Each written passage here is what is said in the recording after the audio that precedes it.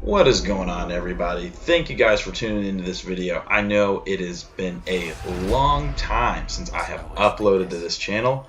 I have been absolutely slammed with work and school, closing out on this spring semester. Super excited. Anyways, I'm sure everybody by now has heard about the new Star Wars game, Jedi Fallen Order. It's been about a week since the trailer has been shown at Star Wars Celebration.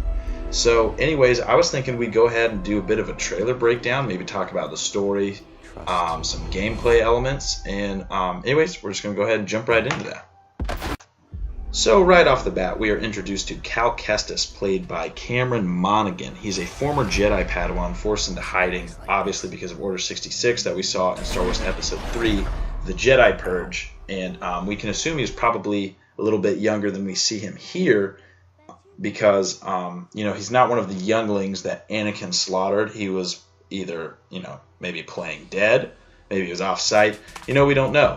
Fun fact: Cameron Monaghan is actually the second actor to portray a Star Wars character and a version of the Joker, right alongside Mark Hamill. So we don't know much about what Cal has been up to since he's gone into hiding. We can see from some of the snippets in this trailer that he's been working at this dump site, trash compactor site, whatever you want to call it. He cuts open this door, probably with a blowtorch, not a lightsaber, because we don't see a blade. And when this door opens, we see the ship here. The ship is very reminiscent of the ones that the Jedis fly in the prequel movies. The Eta II Actis class interceptor, to be specific. We see that flown by Obi-Wan Kenobi in Episode 3 here, and it's also sold with Aayla Secura in the action figures. So we see here Cal is with his co-worker, and he's listing off these rules of survival that he's been talking about, and he says trust no one at this moment. So this may mean nothing, it's just narration for the trailer, but it could possibly be hinting that his little buddy from work could possibly be betraying him. Along, that's why we've got the stormtrooper stalking him behind him. So that could possibly be a plot point, but we don't know just from this trailer. Here we cut to where Cal and his coworker work. The floor opens and boom, there's this giant monster underneath it. Got to be like 10 different OSHA violations at least. It looks here that they're scrapping a Venator-class Star Destroyer that we see in the prequels. This one's obviously decommissioned. I'm guessing that this monster here can just kind of swallow anything that you drop in there. We need this on Earth to get rid of all that trash, am I right? And this is actually the first time we hear our buddy call Cal by his name. So an accident takes place, and to save his buddy, Cal uses the Force in front of this surveillance droid, leading to us going on the run. I just want to point out here, we've already seen them before, but these are full-fledged stormtroopers from the original trilogy, so that hints at possibly how long it's been in this point in the story where we meet Cal, that the stormtroopers have gone from the Phase 2 clone troopers to this phase. Here we see Cal looking at the corpse of what appears to be a Phase 2 clone trooper. According to the armor and the paint pattern, it actually looks like the trooper Gree from the Clone Wars series. He's got the same color palette, paint scheme. The helmet doesn't really match up, but it could just be any clone trooper that was in his squadron, or it could be Gree. That'd be a cool little Easter egg that they toss in, that it is somebody that we have seen before. Okay, so here is our first look at a new enemy type. He's got a shock staff that we saw in Episode 3 by Grievous's henchmen. I don't believe he's an Inquisitor, because Inquisitors typically have lightsabers, but I am open to be wrong, and going to be wrong 99.9% of the time. There's got to be a lot of other people getting way more of this stuff right than me.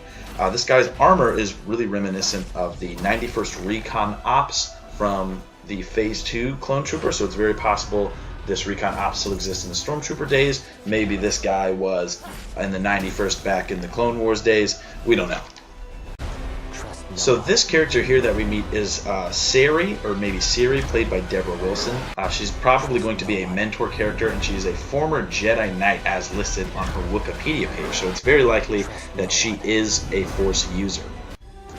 So boom, right here we get a look at what is supposed to be our big bad guy, the second sister. She looks like a bitch. I'm going off on a limb here saying she's one of the Inquisitors. Now, I've never seen Star Wars Rebels. I do know Inquisitors are in there, but most Inquisitors that, from what I've been able to gather, are affiliated from the Jedi Order and work for Darth Vader. And specifically, the second sister is tasked with hunting down Cal, our main character. We don't see it, but it's very likely that she does have a lightsaber, and as she's breaking this glass, it's hinted that she's force sensitive, or maybe she just has really hot fucking hands, just like your mom. Nah, she's alright. Alright, so that's mostly all that I've got for the trailer breakdown of the story. Here I'm mostly going to talk about gameplay and what we know about the game. I'm just going to kind of go through my notes. A lot of this stuff is very apt to be wrong. Please feel free to share your thoughts with me. So this game does grow some concern for me. There's no gameplay footage that was shown, and this game was formally announced at E3 2018. And this is just a cinematic trailer. Supposedly is on the in-game engine, but there's no gameplay. And usually I always take everything we see like that with a bit of a, I guess, a grain of salt, if you will. It is made by Respawn Entertainment, which is a great sign. They made Titanfall 2 specifically. I love that game. It's pretty cool. It's got a good campaign. It's a little generic, but it's good. The multiplayer is great. But that mostly won't factor in for this game because we won't have a multiplayer. Apparently the director also worked on God of War 3, which is great. That's the only God of War I played, and I enjoyed it. Played it from start to finish. So a good narrative for a single-player game. However, this is still under EA, and we know what happened with Battlefront 2. They completely drug us through the mud with that game, and it's very possible that they're going to do it to us again. I do know EA may not have so much a say in the narrative department for this game, but you know, they do pay everybody that's a part of this game, so they're going to have, you know, however much of a say as they want, so long as they're signing people's paychecks. You know, we saw what happened to BioWare, you know, the people that made the famous Knights of the Old Republic games that is very well received among the Star Wars community. We've seen BioWare go from Knights of the Old Republic to Anthem. And Anthem, honestly, I could make a whole another video on Anthem by itself. Now, according to the Fallen Order website, it says here, the galaxy awaits. Explore ancient forests, windswept cliffs, and haunted jungles as you decide when and where you want to go next. So that could possibly hint at it being open world, or maybe you journey to these semi-open mission sites and the game has a way of funneling you into the objective. In regards to combat, maybe I'm in the minority here, but I don't really want it to be like The Force Unleashed. You know, that's a Star Wars game where the lightsaber is one of the most useless items in the game.